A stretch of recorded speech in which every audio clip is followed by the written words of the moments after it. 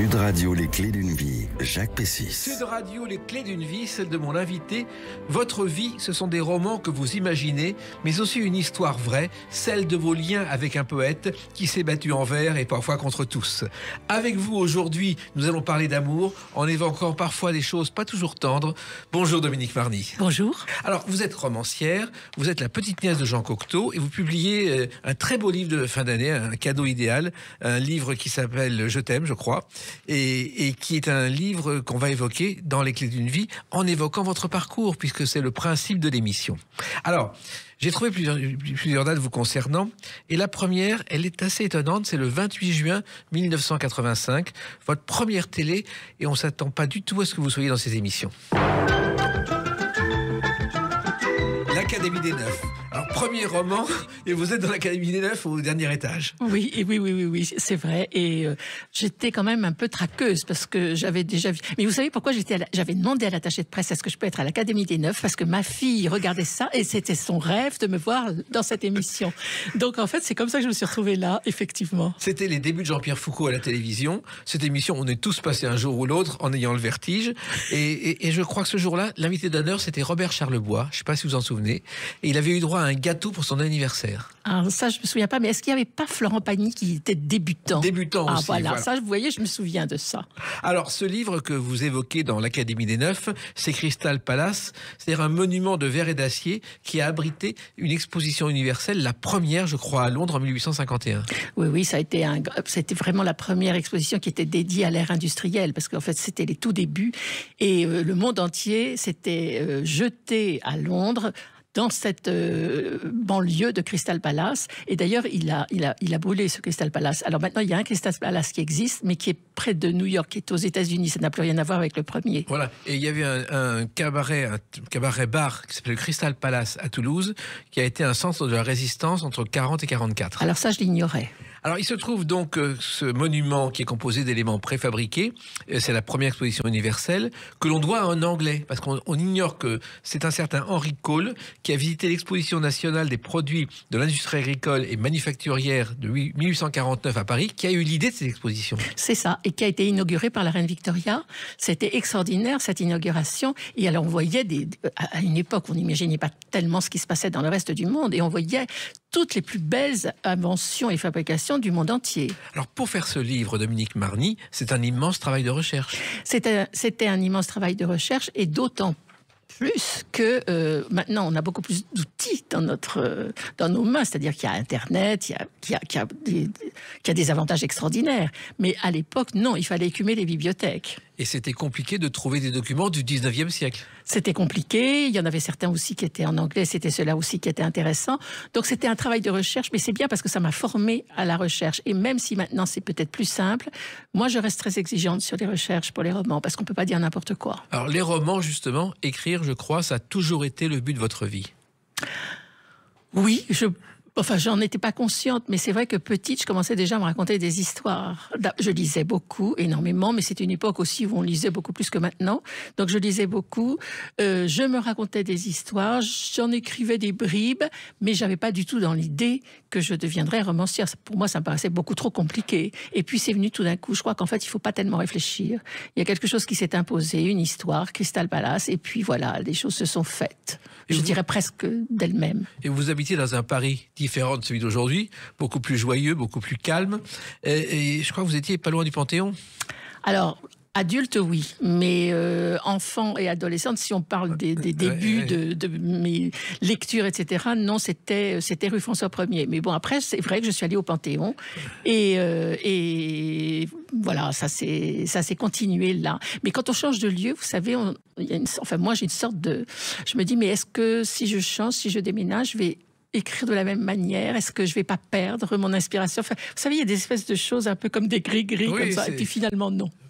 C'est des points de repère, en quelque sorte. Alors, il se trouve que c'est un quartier idéal, le Panthéon, pour les écrivains, et pas seulement quand ils entrent au Panthéon, puisque c'est aux 17 places du Panthéon, je ne sais pas si vous le savez, qu'André Breton, dans une petite chambre, a reçu Aragon et quelques autres, et qu'il a vraiment créé ses premiers textes surréalistes. Alors ça, je l'avais entendu. Est-ce que c'est pas dans cet immeuble, c'est pas cet immeuble qui est devenu l'hôtel des grands hommes? C'est ça, justement exactement. Ah bah voilà. Et pour une revue qui s'appelait Littérature. C'est ça. Voilà. Alors, il se trouve que vous avez quand même des antécédents parce que votre famille aime l'aventure, les voyages, l'art, la littérature. Oui, alors c'était formidable parce qu'il y avait l'art d'un côté et l'aventure de l'autre. Du côté de ma mère, c'était la littérature, l'édition, tout ce qui était artistique, etc. Et du côté de mon père, c'était tous les grands rallyes, les premiers grands rallyes à travers l'Afrique, les premiers grands rallyes automobiles. Donc j'ai été élevée dans ces deux aspects de la vie et ça a été formidable. Et puis vous aviez une astuce, Dominique Marny, pour lire, c'est vous profitiez des maladies infantiles pour vous plonger dans des livres. Mais bien sûr, j'étais ravie dès qu'on me disait que j'avais la varicelle, la rougeole et tout ça. C'était formidable. Ça, c'était vraiment... J'adorais l'univers de la chambre. Je trouvais que c'était magique. Et je crois que vos livres de chevet étaient une collection totalement oubliée aujourd'hui, qui était la collection Rouge et Or. Il y a eu la collection Rouge et Or, et puis après, il y avait toutes les collections chez Marabout, Fillette, Jeune Fille ou Marabout Junior, voilà. Et ça, c'était comme des feuilletons. Les livres paraissaient tous les mois ou tous les 2 mois, et j'allais avec ma mère chercher ces livres. Enfin, c'était toute une aventure, alors que maintenant, il suffit de faire un clic, quoi. Et à l'époque, vous teniez même votre journal, je crois. Votre journal d'enfant. Oui, enfin, ça devait être assez paresseux, je pense. Oui, mais enfin, ça existait quand même. Un peu, oui. Et puis, il y avait Paris, mais il y avait la Touraine aussi, qui est liée à votre enfance pour les grandes vacances, je crois. Voilà, c'était toutes les vacances scolaires se passaient chez mes grands-parents, entre Tours et Loges, dans un endroit qui s'appelait Cormery. Et alors, j'ai des souvenirs de vacances qui n'en finissaient pas. Pour moi, ça me paraissait beaucoup trop long.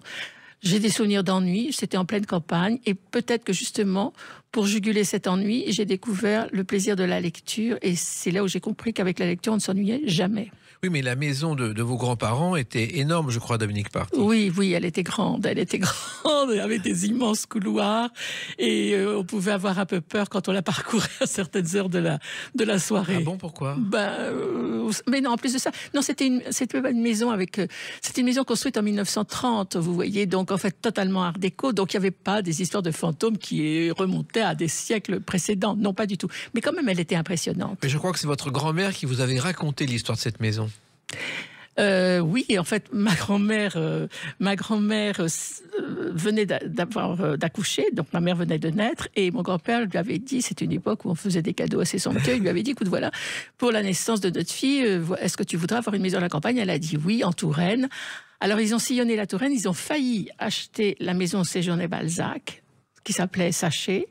Et puis, ils sont un jour passés sur un plateau qui dominait l'Indre. Et là, ma grand-mère a dit « Ah, Paul, c'est là où je voudrais habiter. » Et là, mon grand-père a acheté 18 parcelles, je crois, de terrain, a fait construire un château d'eau.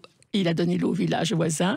Mais voilà, ça s'est passé comme ça. Et ils ont appelé un grand décorateur qui s'appelait Marcel Cohard, qui a vraiment tout créé, mais tout créé jusqu'au robinet, quoi. Enfin, c'était totalement art déco. Et j'ai vécu là-dedans. Voilà. Et on ne peut pas imaginer une telle construction aujourd'hui.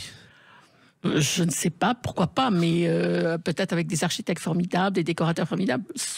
Il faut l'espérer en tous les cas.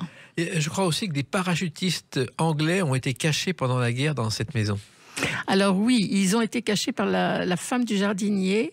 Il y avait des grottes dans le parc. Et il y avait des caves, avec des souterrains.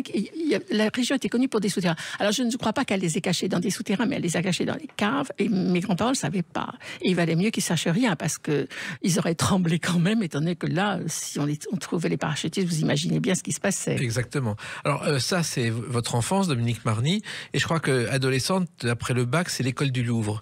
Oui, mais pourquoi? Parce que, alors à ce moment-là, j'étais très, très intéressée par l'idée de devenir archéologue. Et d'ailleurs, j'ai eu la chance merveilleuse d'avoir Madame Desroches-Lambecourt pour certains cours.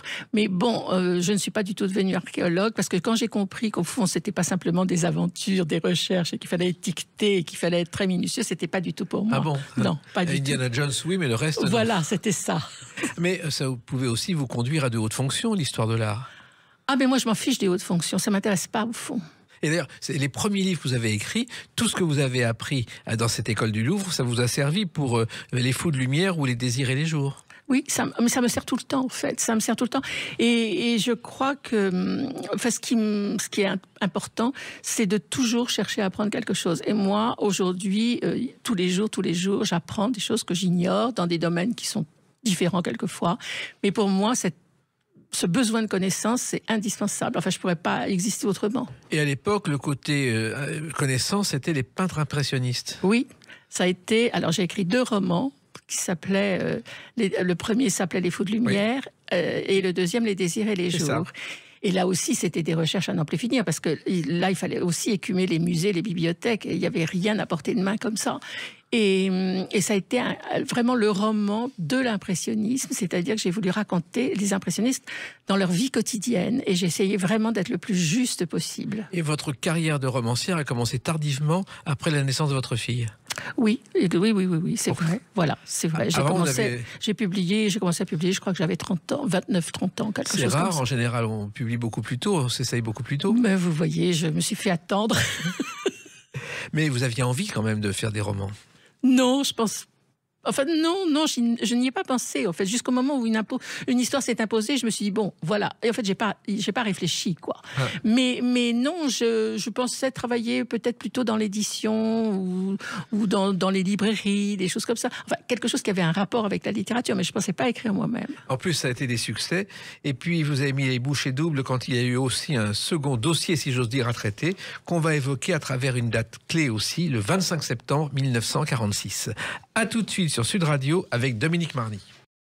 Sud Radio, les clés d'une vie, Jacques Pessis. Sud Radio, les clés d'une vie, mon invité Dominique Marny, romancière à succès, mais pas seulement, on va en parler, publié un magnifique livre qu'on va évoquer tout à l'heure pour les fêtes de fin d'année, Je t'aime, un titre déjà qui signifie le sujet qu'on va traiter. Et puis vous avez une autre particularité, et j'ai choisi le 25 septembre 1946, car c'est le jour de la sortie d'un film qui vous a marqué. Pour les grandes personnes qui n'ont pas perdu leur enfant. La Belle et la Bête de Jean Cocteau, qui a été présentée, je ne sais pas si vous le savez, en avant-première au Festival de Cannes. Oui, qui n'a eu aucun prix d'ailleurs. Non. Sauf, je crois, il y a eu la musique. Je crois que Auric a eu quelque chose pour la musique, si je ne me trompe pas. Exactement, oui. Voilà. En fait, c'était la première adaptation de La Belle et la Bête au cinéma. Cocteau était venu à Cannes et ça avait été une pagaille totale pendant la projection. Je ne sais pas si vous le savez. En fait, c'était le premier festival d'après-guerre et on n'attendait personne. Il y a eu beaucoup de monde et il y avait des sièges numérotés et le public venait, rentrait, enlevait les numéros et on ne savait plus quoi faire pour remplacer les gens. Mais ça devait plaire à Cocteau. Je suis sûr qu'il adorait ce genre de choses. Il adorait ça. Et d'ailleurs, je crois que c'est la Symphonie pastorale qui a remporté le Grand Prix cette année-là, de Jean Delannoy. Et pour les 50 ans du Festival de Cannes, ils ont juste oublié Jean Delannoy. Ce qui a fait scandale à l'époque. Ben oui, j'imagine. Alors, La Belle et la Bête, c'est la découverte du cinéma pour vous, de Cocteau. Ah oui, c'est la découverte, parce que, bon, moi, j'étais adolescente quand Cocteau est mort, donc je suis allée à ses obsèques. Et après sa mort, il y a eu un festival de cinéma. Et je me souviens, je crois que c'était Avenue des Ternes ou Avenue MacMahon, quelque chose comme ça.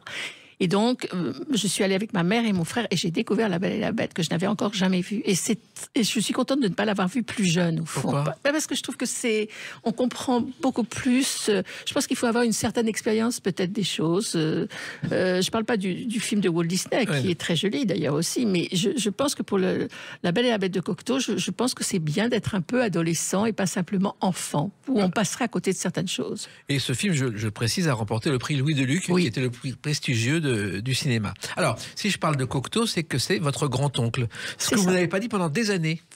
Oui, alors c'était le frère de mon grand-père maternel. Mon grand-père était son frère. Il y avait une sœur, mon grand-père et Jean, qui était le dernier des 3 enfants. Non, je ne l'ai pas dit quand j'ai donné mon texte à éditer. Je ne voulais surtout pas être édité pour les mauvaises raisons. Donc en fait, je n'ai rien dit. Oui. Et je crois qu'au bout de 3 livres, ça s'est su. Voilà. Et c'est né comme ça. Et c'est né comme ça. Alors, et ça, c'est d'autant plus su quand j'ai écrit mon premier livre sur Jean Cocteau. Oui, parce que justement, quand on l'a su, bien sûr... On m'a demandé d'écrire un livre sur lui. Voilà. Parce que vous avez hésité. J'ai pas hésité, j'ai répondu oui. Et c'est après, dans le métro, quand je suis revenue chez moi, j'ai dit, mais qu'est-ce que j'ai fait là ? J'aurais jamais dû accepter, parce que je me suis dit, on va m'attendre au tournant, en fait. Et parce qu'on peut m'accuser de ne pas, justement, être dans une neutralité, ce qu'il faut... Et puis après, je me suis dit, je vais m'en sortir. Mais je me dis souvent ça. Alors, il se trouve que votre grand-père maternel, Paul, était agent de change et photographe, déjà artiste. Alors, il était photographe amateur. En fait, il faisait des photographies magnifiques. J'ai d'ailleurs une quinzaine d'albums qui vont de 1890 à 1935 de photos faites par lui et qui sont absolument extraordinaires. Mais comme il était extrêmement modeste et extrêmement humble, personne ne les voyait. C'est pratique, oui. Voilà. Alors, il faut que Cocteau, vous l'avez connu pendant vos jeunes années. Oui. Mais c'était un monstre sacré, mais vous ne le mesuriez pas. Pas du tout, ça m'était complètement indifférent au fond. Et quand ma mère m'a dit, mais tu sais, ton oncle Jean vient d'être élu à l'Académie française, ça m'était complètement égal. Je me suis dit, ça m'est passé. Parce que moi, ce qui m'intéressait, c'était plutôt Romy Schneider, Sissi, Bardot, toutes ces histoires-là. Mais Jean Cocteau, c'était vraiment très, très au-dessus de ma tête. Oui, et Jean Cocteau avait été élu à l'Académie française au fauteuil d'un monsieur Tarot. Oui. Et pour le discours, il avait longtemps hésité. Il avait dit, j'ai trouvé, je vais dire Tarot, c'est Descartes. Ah oui, mais alors ça, vous le savez mieux que moi, parce que vous me l'apprenez, vous voyez. Moi, j'avais lu pourtant son discours. Je me souviens qu'il a parlé de Jean Genet, qu'il a parlé de... Mais ça, je ne me souviens pas du tout. Il l'a dit un jour. C'était sa réponse à André Mauroy, alors. Je pense. Oui, c'est ça. Ah, il se trouve en plus qu'il y avait un candidat qui se présentait, qui avait écrit sa candidature en vers, de Mirliton, et qui s'est présenté 40 fois à l'Académie sans être élu. Ça, c'est ce qui s'appelle de la constance. Voilà. Oui. Et il avait été bien sûr battu par Jean Cocteau, élu au premier tour. C'est ça, oui, oui. Et alors après, on a dit, il disait, j'ai reçu une raclée d'honneur. Il se plaignait parce qu'il avait été effectivement élu à l'Académie française, à l'Académie royale de Belgique. Il était aussi, il avait été élu à Oxford, etc. Il disait, j'ai une raclée d'honneur, mais en fait, en même temps, il nous a bien cherché aussi, quand même. Alors, Jean Cocteau et le cinéma, c'est quand même deux mondes qui se sont rapprochés. C'est-à-dire qu'il faut savoir que Jean Cocteau, il a commencé à écrire à 10 ans et qu'il a été renvoyé de l'école pour indiscipline. Pour indiscipline, certainement, mais surtout, vous savez, c'est comme les enfants très très doués. Il s'ennuyait, donc il était un élève parfaitement médiocre. Il a raté, je crois, 2 fois son bac. Oui, c'est ça. C'est ça. Mais vous savez que moi, quand j'étais petite, il m'appelait ma colombe et il me disait, tu sais, ma colombe, fais comme moi. Moi, j'ai jamais travaillé à l'école. Je devais avoir à ce moment-là 6 ans, 7 ans, quand il me disait, fais comme moi. Moi, j'ai jamais travaillé à l'école. Ne fais rien, ça ne sert à rien. Et vous l'avez écouté ? Non. Alors, il se trouve qu'il a commencé dans le cinéma parce qu'il a été le premier écrivain à tenter l'aventure du cinéma. Il a commencé au cinéma par un film totalement oublié qui était un hommage à Charlot, je crois. Alors oui, moi je ne l'ai jamais vu. Moi je ne l'ai jamais vu au fond. Je n'ai jamais vu ce film. Je ne connais que son premier film, Le sang d'un poète, mais j'ai pas vu d'autres. Je n'ai pas vu. Ça devait être un petit court métrage, mais je l'ai jamais vu. Et Le sang d'un poète, c'était un mécène, le vicomte de Noailles, qui l'avait financé, car Jean Cocteau a toujours eu beaucoup de mécènes autour de lui. Oui, c'est vrai, mais je pense qu'il leur rendait aussi beaucoup les choses, ou par des dessins, ou par des œuvres qu'il leur dédiait, ou par. Vous voyez, c'était toujours quand même à double sens. C'était pas quelqu'un qui profitait des choses, pas du tout.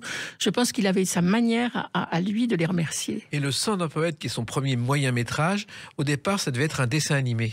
Oui, c'était un dessin animé, c'était prévu avec justement les Noailles. Et il s'est rendu compte qu'il n'en serait pas capable.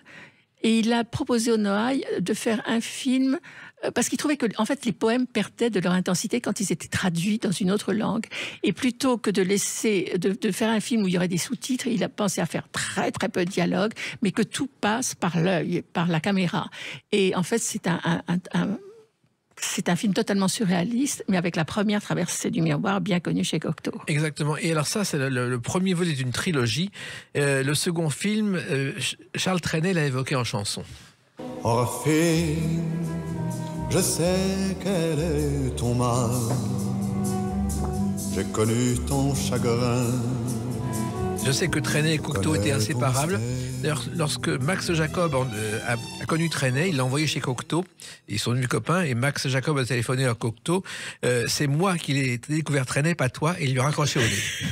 Il y a un très beau portrait de Trenep fait par Cocteau que j'ai donné, parce que je monte des expositions, et qui est parti en exposition là l'été dernier. Alors, Orphée, c'est le second film qui a été un échec finalement au départ à sa sortie. Orphée n'a pas été un échec, c'est Testament qui a été un échec. Les trois, enfin, il y a eu les trois films. La trilogie, c'est Le sang d'un poète, Orphée et Le Testament d'Orphée. Et Le Testament d'Orphée, c'est un film où il n'avait pas d'argent, où il appelait des tas de copains pour faire de la figuration. Et François Truffaut l'a aidé. Oui. C'est ça. Car François Truffaut venait d'avoir un prix au Festival de Cannes et il a financé un film de Cocteau. C'est ça. Et vous savez, c'était Claude Pinoteau qui était l'assistant principal du Testament d'Orphée. C'est fou, hein? Et il était aussi assistant. Alors, pas assistant principal, mais il a été assistant aussi sur, je parle de Pinoteau, sur Les Parents terribles et sur L'Aigle à deux têtes, le film. Mais Cocteau a beaucoup apporté au cinéma et au Festival de Cannes, puisqu'il a été 3 fois président. 2 fois président et 1 fois président d'honneur. Oui, c'est fou, hein? Ouais. C'est un record dans le genre. Oui, c'est un record dans le genre. Je ne sais pas si vous le savez, mais la dernière année, il s'asseyait sur les marches du Festival de Cannes et il félicitait tous les producteurs pour leur prix. C'était totalement bidon et tout le monde pensait qu'ils allaient avoir un prix. Mais vous savez qu'il y a une année où il était furieux parce qu'en fait, il voulait que ça soit David Crockett, le film David... oui, il voulait que ce soit le capitaine Crochet qui soit récompensé. Il trouvait que c'était lui qui méritait le prix d'interprétation. Oui, ça n'a pas vraiment plu au Festival de Cannes. Mais il était totalement contre les idées reçues. Enfin, tous ses choix étaient absolument à l'inverse de ce qu'on voulait. Voilà. En plus, il assurait le montage de chacun de ses films. Oui. Ça, c'est rare aussi d'être présent au montage à cette époque-là. Oui. Ça, c'était comme s'il n'aurait pas pu lâcher un film monté par quelqu'un d'autre. C'était pas possible. Alors, il aimait aussi les mondanités. Je crois qu'il a dit un jour, Cocteau n'est pas le pluriel de cocktail. Oui, alors ça, il aimait beaucoup ce genre de choses-là. Mais c'est vrai que, alors maintenant, il y a le terme cocktailien. Je crois que ça ne lui aurait pas plu du tout. Non. Tous ces gens qui se définissent comme cocktailiens, ça leur a énervé, mais prodigieusement, je pense. Non, mais c'était du travail pour lui, parce que c'est une façon d'observer les autres. Oui. Il observait beaucoup, au fond. Et il avait un flair incroyable. C'est-à-dire qu'il ne se trompait jamais quand il décidait que quelqu'un avait du talent. Et il a dit souvent, on me reproche de ne connaître que des gens connus, mais... sachez que je les ai connus bien avant qu'ils soient célèbres. Exact. Ça a été le cas de Jean Marais, qui l'a imposé. Ça a été le cas de Jean Marais, mais de tellement de monde. Parce qu'en fait, Jean Cocteau est un fil rouge pour les 2 tiers du XXe siècle. En fait, on ne peut pas parler d'un mouvement artistique sans parler de lui. On ne peut pas parler de quelqu'un de connu sans qu'il soit son ami. Voilà. Et d'ailleurs, vous perpétuez la tradition et on va l'évoquer à travers une autre date, le 5 février 2018. À tout de suite sur Sud Radio avec Dominique Marny. Sud Radio, les clés d'une vie, Jacques Pessis. Sud Radio, les clés d'une vie, mon invité Dominique Marny. Donc on parlera tout à l'heure de Je t'aime, votre livre cadeau pour les fêtes de fin d'année. On a évoqué votre parcours de romancière, on a évoqué votre filiation avec Jean Cocteau, et justement, cette filiation vous a conduit le 5 février 2018 à devenir présidente des Amis de Jean Cocteau. Non, pas des amis. Du comité Jean Cocteau. Et justement, écoutons la voix de Cocteau pour se la remettre en mémoire. J'ai cru d'abord que la poésie était un plaisir, que les muses étaient des femmes charmantes, et puis je me suis aperçu que c'était des personnes qui sont comme la menthe religieuse, qui dévorent la personne qu'elles épousent. Vous connaissez bien cette voix pour l'avoir entendue. Oui, très particulière, très métallique. Exactement. Donc le comité Jean Cocteau, il a été créé pour défendre et promouvoir l'œuvre de Jean Cocteau. Je crois que c'est Pierre Berger qui est à l'origine de tout ça. Oui. En fait, c'est Pierre Berger qui a créé le comité dans les années 2000. Il a été président de ce comité, j'étais sa vice-présidente. Et après son décès, en 2017... j'ai été élue, parce que ça ne se fait pas comme ça, j'ai été élue présidente du comité. Et un Cocteau. comité avec un but bien précis, parce que finalement, si personne n'était là, l'œuvre de Cocteau aurait disparu. Enfin, je vais peut-être pas dire ça, mais enfin, c'est vrai que ça demande un travail quotidien. D'abord, donner les autorisations dans le monde entier, c'est déjà quelque chose. Il faut réfléchir, qu'est-ce qui est bien, qu'est-ce qui n'est pas bien, qu'est-ce qu'il faut accepter, qu'est-ce qu'il faut refuser, qu'est-ce qu'il aurait aimé, qu'est-ce qu'il n'aurait pas voulu. Donc, il y a quand même cette responsabilité-là. Il y a aussi générer des choses, c'est-à-dire générer des expositions. Il y a aussi organiser des partenariats avec des marques souvent célèbres. Enfin, c'est vraiment défendre son image au maximum. C'est très important. Il y a la littérature, les traductions, il y a, et puis aussi, alors ce qui est très important pour moi, initier les jeunes générations à Cocteau. Ça, c'est aussi mon but. Et c'est très, très, très important. Et c'est pas toujours facile. Mais Je dirais que c'est assez facile et en fait, ça devient très facile parce que au fond, je vais dire des choses pas très agréables, mais la littérature pure et dure de Jean Cocteau, ça n'est pas ce qui est demandé par les jeunes générations. Le cinéma, oui, certains films, pas tous, mais en tout cas La Belle et la Bête et Orphée et aussi Le Testament, voilà 3 films que les jeunes générations trouvent intéressantes. Mais ce qui me plaît énormément, c'est l'œuvre graphique. Ça, tous les dessins de Jean Cocteau, ça plaît énormément aux jeunes générations. Et puis, sa personnalité, c'est-à-dire le fait qu'il soit un dandy, donc les gens autour de la mode sont très intéressés par ça, sa modernité, la liberté avec laquelle il a vécu. Il a vécu son homosexualité, il s'est drogué quand même une grande partie de sa vie, mais en fait, il faisait tel qu'il l'entendait. Il n'avait pas besoin des autorisations ou de quoi que ce soit, voilà. Et ça étonne à une époque où tout le monde a besoin de tout le monde pour savoir ce qu'il faut faire. Alors, il faut savoir que tout a commencé pour ce comité Jean Cocteau avec la maison de Milly-la-Forêt qu'il avait achetée en 1946 après La Belle et la Bête, par hasard un petit peu avec Jean Marais, et il s'était partagé à la maison. Cette maison, moi je l'ai visitée quand Édouard Dermite, qui était à l'époque l'héritier de Jean Cocteau, l'avait. Je me souviens très bien de cette maison avec le premier étage, il y avait du papier au mur un peu déchiré au premier étage, et le bureau intact au premier étage avec des stylos et des papiers partout. Oui, du temps d'Édouard Dermite, cette maison est restée absolument telle que Cocteau l'avait laissée. Il y est mort. Il est mort en 1963, le même jour qu'Édith Piaf. Non, justement, car ça, c'est la légende. En fait, Édith Piaf est morte le 10. La veille, mais comme il fallait éviter l'autopsie, on l'a ramenée discrètement la nuit à Paris, où elle est soi-disant morte chez elle, boulevard Lannes. D'accord. Et alors donc, lui ne l'a appris que le 11, effectivement. Et il a une crise cardiaque. Oui, donc, alors...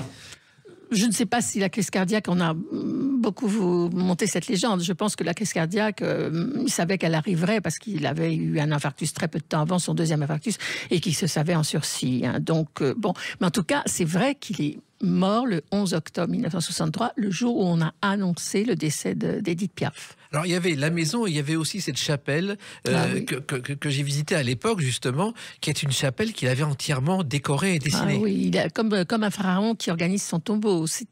En fait, c'était le maire de Milly-la-Forêt qui lui avait demandé de décorer cette très jolie chapelle qui datait du XIIe siècle et qui s'appelle Saint-Blaise. Et pendant qu'il la décorait avec des fleurs, parce que vous savez, Milly est connu pour les plantes médicinales. Donc, pendant qu'il la décorait avec les fleurs médicinales et d'autres choses, il s'est dit, mais pourquoi est-ce que je ne serais pas enterré là? Et effectivement, ça a été fait. Et il repose dans cette chapelle qu'il a décorée lui-même. Et ce qui est extraordinaire, c'est quand on sort de cette chapelle, il y a un panneau qui indique la direction de la maison de Claude François.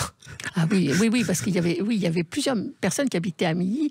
Claude François pas loin, et aussi Christian Dior. Exactement. Et le moulin de Claude François à Danemois est à quelques kilomètres de Milly-la-Forêt. C'est ça. Et on le voit à la sortie de la chapelle de Cocteau. Alors, cette maison, c'était le point de départ pour sauver, justement, pour relancer l'image de Jean Cocteau.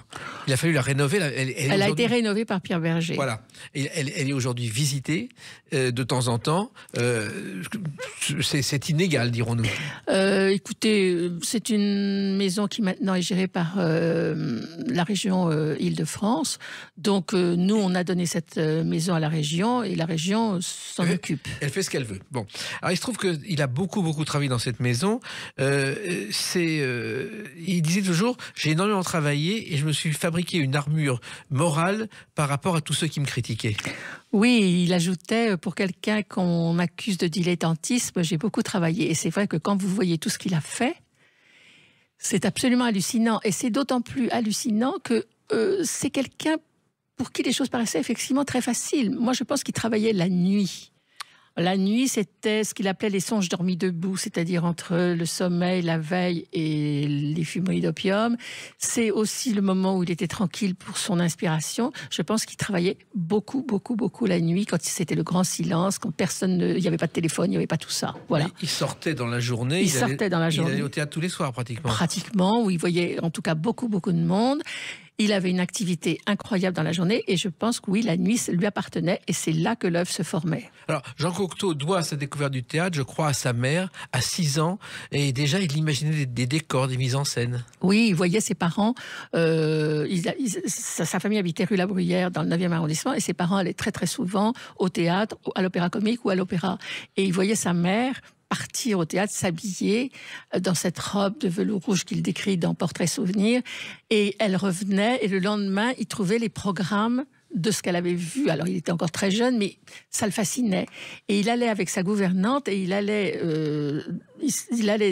récupérer des cartons d'emballage dans lesquels il lui-même créait des personnages, des costumes, etc. Avec elle, il collait, il clouait, etc. C'est comme ça qu'il s'est formé, et c'est comme ça qu'il a touché au décor, qu'il a touché au costume plus tard, adulte. Exactement. Alors le théâtre, il y a une anecdote qui est historique.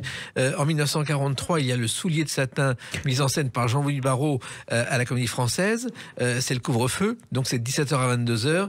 Et la critique de Jean Cocteau à la fin, c'est heureusement il n'y avait pas la paire. Alors, ça a été attribué à beaucoup de personnes. Je pense qu'il l'a répété, il l'a entendu, mais je pense que c'est pas de lui, mais il a dû trouver ça tellement génial qu'il l'a bien évidemment répété, parce que ça, c'est assez... Mais c'est pas, je ne sais plus qui a dit cette phrase, mais elle est connue.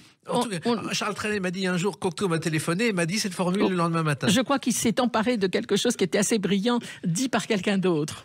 Alors, la drogue, justement, c'est incroyable, parce que Jean Cocteau, qui avait tous les talents, il est tombé dans la drogue. Je crois qu'au départ, c'est par des espoirs d'amour que ça a commencé. Alors, c'est ce qu'on raconte, c'est ce que je crois assez vrai. En fait, il a été désespéré par la mort de Raymond Radiguet, qu'il aimait, qui est mort d'une fièvre typhoïde. Radiguet avait 20 ans, et Cocteau a été inconsolable, parce que non seulement il perdait l'homme qu'il aimait, mais il perdait son alter ego littéraire, c'est-à-dire qu'ils ont beaucoup travaillé ensemble. Chacun a des romans différents, mais aussi a des œuvres communes. Donc, ça a été un désespoir total pour Cocteau. Il est ensuite allé à Monte-Carlo, où il a commencé à fumer de l'opium, et puis il en a pris énormément. Il a commencé à en prendre énormément en 1924.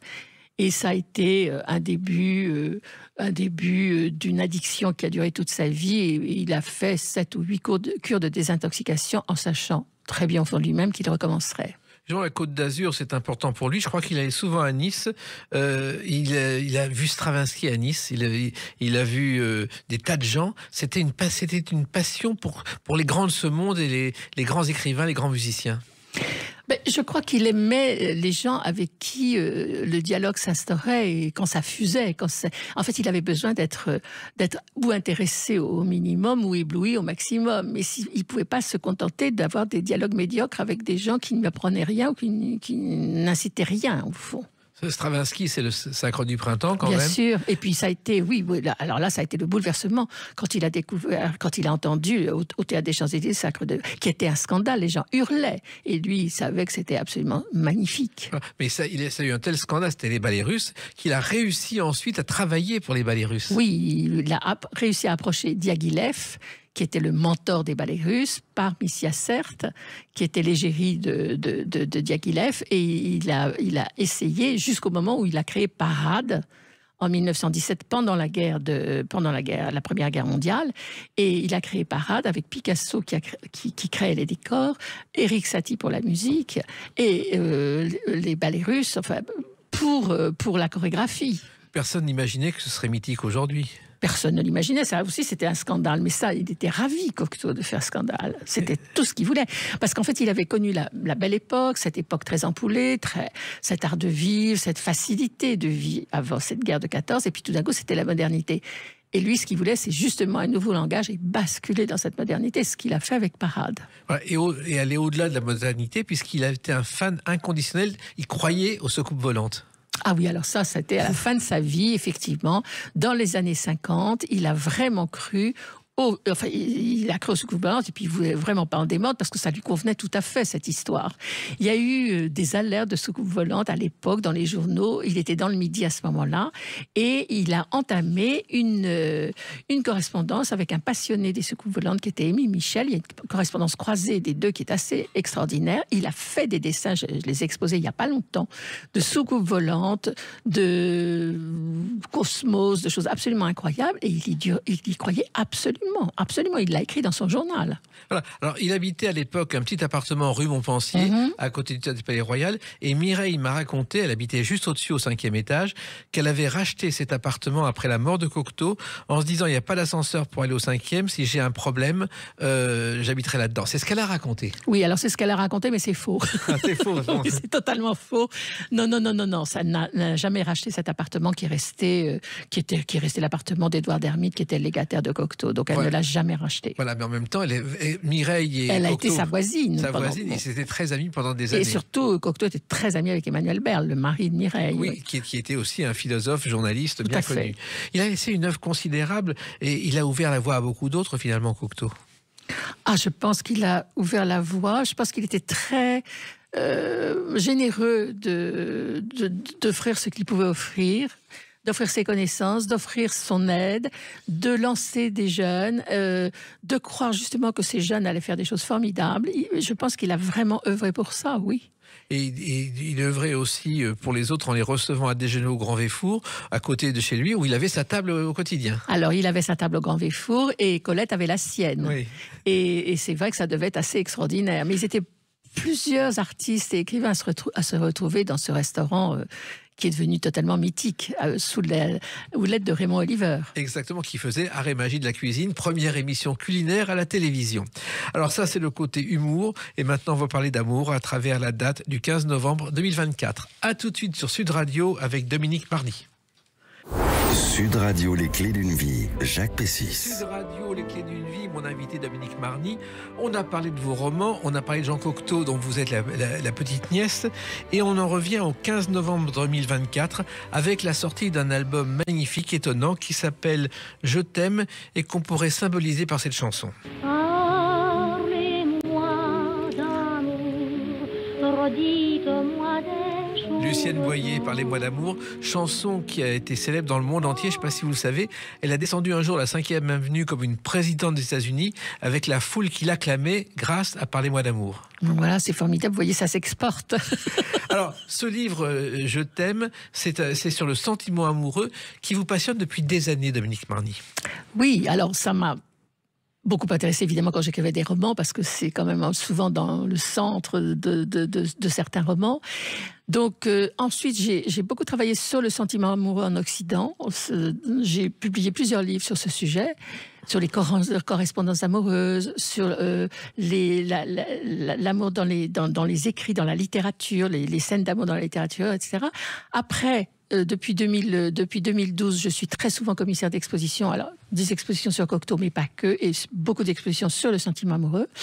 Et c'est vrai que quand j'ai parlé avec les éditions des Saint-Pères, avec qui j'adore travailler, et que je leur ai parlé de ce sujet-là, tout de suite, ils m'ont dit, mais bien sûr, pourquoi pas, c'est-à-dire réunir, raconter l'histoire de l'amour à travers les textes, à travers les citations, mais aussi à travers les œuvres d'art, et réunir le tout, et pas simplement illustrer des textes avec des œuvres, mais que tout ça se réponde, et pour montrer que tout ça fonctionne ensemble. Alors, il se trouve que c'est un livre très particulier et rare, puisque c'est un livre tiré à même pas 1000 exemplaires, 999 exemplaires, numéroté, et qui est un livre donc très illustré, car c'est la spécialité des éditions des Saint-Pères qui reprennent des manuscrits originaux, et là c'est un texte original. Voilà, alors ils créent des éditions, enfin des livres extraordinaires avec des facsimilés de manuscrits de grands auteurs. Et moi, j'ai cette chance et ce privilège de pouvoir écrire directement pour eux, d'avoir écrit ces textes sur l'amour. Chaque chapitre est expliqué par moi, mais de pouvoir y incorporer des citations, des extraits, et comme je vous disais, de pouvoir faire en sorte... En fait, ce sont des livres expositions, c'est-à-dire que vous avez l'impression de traverser une exposition qui vous raconte l'amour et qu'on vous explique de façon plutôt ludique et agréable et romanesque le sentiment. Voilà. Et c'est pas du tout quelque chose de didactique et d'ennuyeux, enfin j'espère. Oui, en tout cas, c'est des livres, quand je dis pour Noël, c'est un très beau cadeau, puisque ce sont des livres grand format, avec un papier très spécial et des reliures comme on ne fait plus aujourd'hui. Ah, mais personne ne pourrait faire ça. il n'y a que les éditions des Saint-Pères qui sont capables de faire des choses pareilles. Et avec effectivement une reliure, tout est doré à l'or chaud, le papier est extraordinaire, c'est suivi au détail près. Et alors j'ai travaillé, parce qu'il faut le nommer, j'ai travaillé avec un graphiste avec qui j'ai l'habitude de travailler, et qui travaille pour les éditions des Saint-Pères, qui s'appelle Nicolas Patrinsky et qui comprend quart de tour ce que je souhaite. Donc il y a quelque chose de très artistique aussi dans la maquette. C'est pas simplement poser des choses, c'est vraiment réfléchi. Chaque chose a une signification. Voilà, il n'y a rien de gratuit. Mais les livres objets d'art, c'est rare aujourd'hui. Mais c'est rare et c'est merveilleux. Heureusement que ça existe parce que ça réconcilie avec beaucoup de choses. Alors, le sentiment amoureux, justement, c'est une spécificité française, vous le dites dans ce livre. Oui, alors moi je parle effectivement du sentiment amoureux en Occident, particulièrement en France, donc je montre comment ça a été vécu en France, mais aussi avec les apports anglo-saxons, les apports européens. Donc en fait, je fais un état des lieux, je parle des origines, et en fait, je me pose la question, est-ce que l'amour existerait si on n'en avait jamais entendu parler ? Ah bon ? Ben voilà, c'est la question. Est-ce que on saurait ce que c'est que l'amour si on nous avait pas raconté la mythologie, si on nous avait pas raconté ce que c'était que je ne sais pas les rites gréco-romains, etc. En fait, on a l'impression qu'on découvre l'amour en France au XIIIe siècle, avec l'amour courtois, XIIe, XIIIe siècle. Et que pendant la période entre la chute de l'Empire romain et puis le XIIe et XIIIe siècle, ben, on ne savait pas ce que c'était. Il y avait des rapts, il y avait des mariages arrangés, etc. Oui. Mais l'amour, le sentiment amoureux exalté et raconté et déclaré, on a l'impression que ça démarque vraiment avec l'amour courtois en France au Moyen-Âge. Ce que personne n'avait dit, je ne l'ai vu nulle part dans des livres, ça.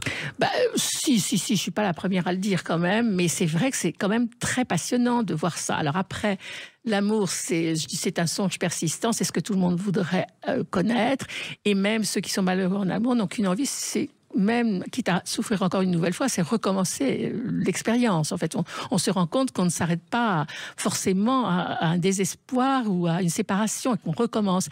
Et ça, c'est quand même passionnant aussi. Parce que il y a dans ce livre toutes les étapes de l'amour, c'est-à-dire la séduction, le consentement, le désir, les promesses et parfois la souffrance. Oui, alors ça, voilà, il y a l'amour qui est tel qu'il est, qui est immuable, c'est-à-dire la sensation de ne vivre que pour quelqu'un et de vouloir que cette personne ne vive que pour ça, mais en fait, à travers les époques, ça a été vécu différemment. Et donc, dans ce parcours, dans ce livre qui est raconté comme si c'était un parcours dans un parc qui rappelle les cartes du tendre de Mademoiselle de Scudéry, eh bien, c'est effectivement montrer comment on rêve, et comment on rêvait autrefois, comment on rêve aujourd'hui.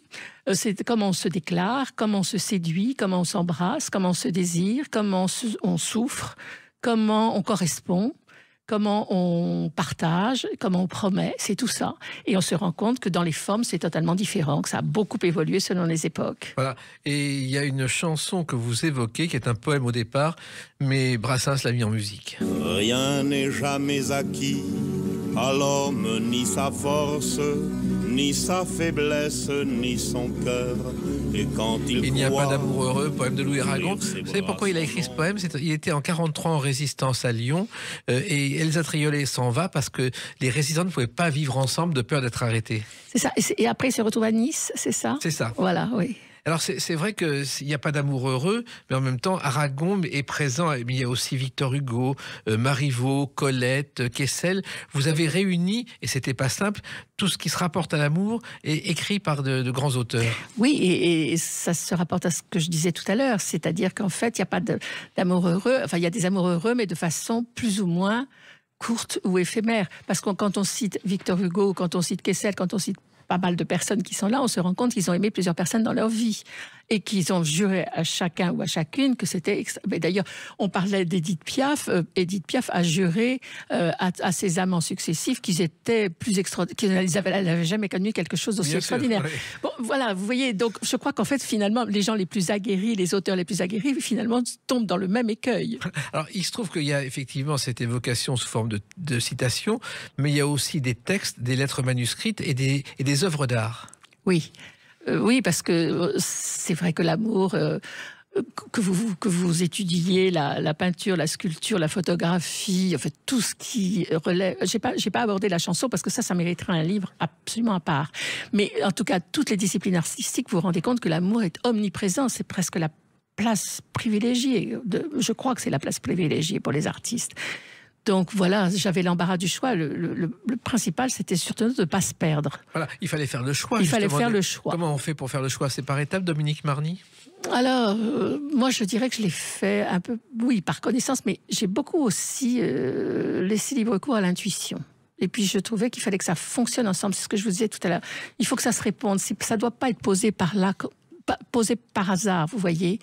Ça doit apporter quelque chose, mais pas simplement illustrer. Alors, il y a des textes écrits par Boris Vian, et puis naturellement, Cocteau est présent à travers une lettre, car la correspondance était très importante pour beaucoup de gens, en particulier pour Cocteau. Mais oui, c'était très important. Donc Cocteau, il y a une lettre à Jean Marais, parce qu'il a écrit des lettres magnifiques à Jean Marais, mais pas qu'à lui, mais en tout cas, il y a celle-ci. Mais c'est vrai que les gens écrivaient autrefois. Maintenant, ils envoient des mails ou des textos. Mais, et puis, il y avait aussi l'attente de la lettre. L'attente, quelquefois, ça durait des mois à certaines époques où ça n'arrivait jamais. Alors que maintenant, dans la seconde, vous avez tout. Alors, l'amour est passé de l'attente à l'immédiateté. Voilà, c'est une des formes différentes aujourd'hui. Alors, il y avait le courrier, mais aussi il y avait les télégrammes. Et c'est l'occasion d'écouter un extrait d'un rare sketch de Yves Montand. Ensuite? Oui. La ville est morte depuis que tu es parti, mais la statue est toujours à la même place. Attendez. Depuis que tu es parti... Alors, c'est Montand, la statue est toujours à la même place, c'est un classique. Ah, j'adore. C'est le seul sketch enregistré par Yves Montand et Simone Signoret.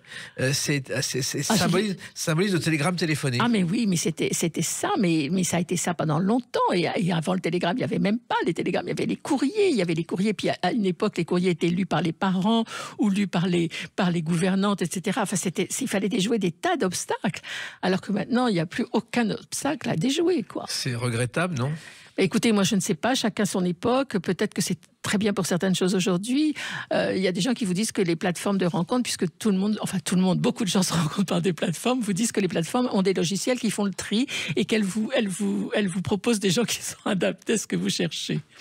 Alors il y a aussi l'évocation des photos rares.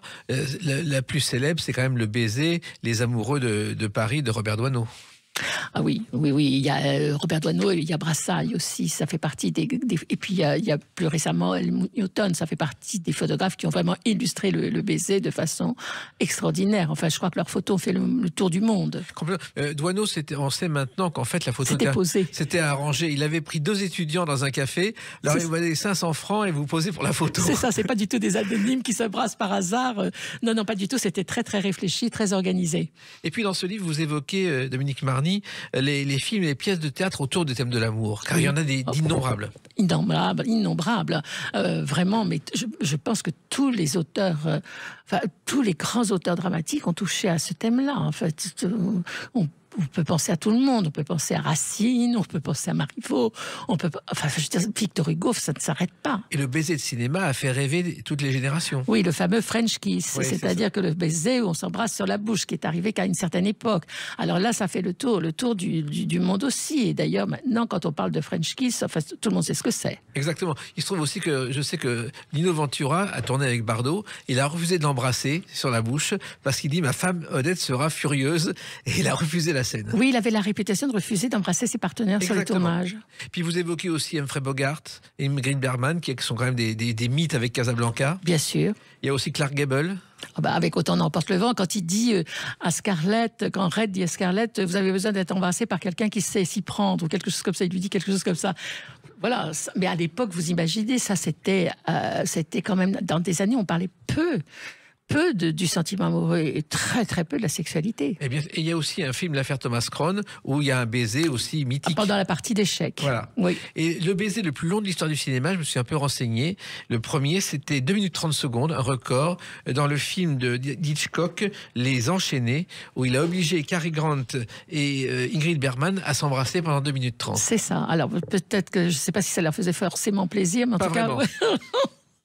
Alors, ce livre, c'est un livre d'art. C'est un livre d'art comme il fallait pas se tromper sur les sujets, sur l'univers que vous vouliez évoquer. Non, il ne faut pas se tromper. Puis il faut surtout, par exemple, il y a un chapitre qui est très important qui est sur le consentement. Et ça, je trouvais que c'était important de parler du consentement qui a tellement pas existé pendant des siècles et des siècles. Et je trouve que justement, j'ai consacré un chapitre à ça pour bien mettre les choses au point aujourd'hui. Donc il y a bien un chapitre sur le consentement. Oui, parce que là, c'est un sujet d'actualité Absolument. Qui a évolué au fil des siècles. Oui, et Dieu merci, heureusement dans le bon sens. Mais il n'était absolument pas question de le passer sous silence. Et donc le chapitre du consentement, il est avant le chapitre embrassé et le chapitre avoué. C'est-à-dire que, voilà, pour moi, un consentement doit être dit, formulé et entendu. Oui, ça c'est un message justement pour les générations d'aujourd'hui qui ne connaissent pas forcément le passé. Non, mais justement, il faut leur montrer que ça n'a pas été comme ça et qu'il est temps que ça change. Voilà. Tout ça, c'est dans ce livre qui est un merveilleux cadeau de Noël qui s'appelle Je t'aime. Personne n'avait pris ce titre finalement. Si, c'est un titre. Livre d'art. Ah non, pour un livre d'art, non. Mais en tous les cas, ce qui est extraordinaire, ce sont des mots qui, pendant des siècles, sont dits dans toutes les langues et qui, malgré tout ça, qui ont été répétés à satiété et qui continuent d'être magiques. Alors, en tout cas, ce qui est magique, c'est ce livre objet, donc qui est vraiment un objet d'art pour les fêtes de Noël, qu'on pourra offrir à celles et ceux qu'on aime. C'est le cadeau idéal pour prouver son affection. Écoutez, oui, c'est une jolie manière de l'approuver. C'est aux éditions des Saints-Pères. Merci infiniment, Dominique Merci Marny, beaucoup. et continuez à aimer votre univers et votre métier. Merci beaucoup, merci mille fois. Merci, les clés d'une vie, c'est terminé pour aujourd'hui. On se retrouve bientôt. Restez fidèles à l'écoute de Sud Radio.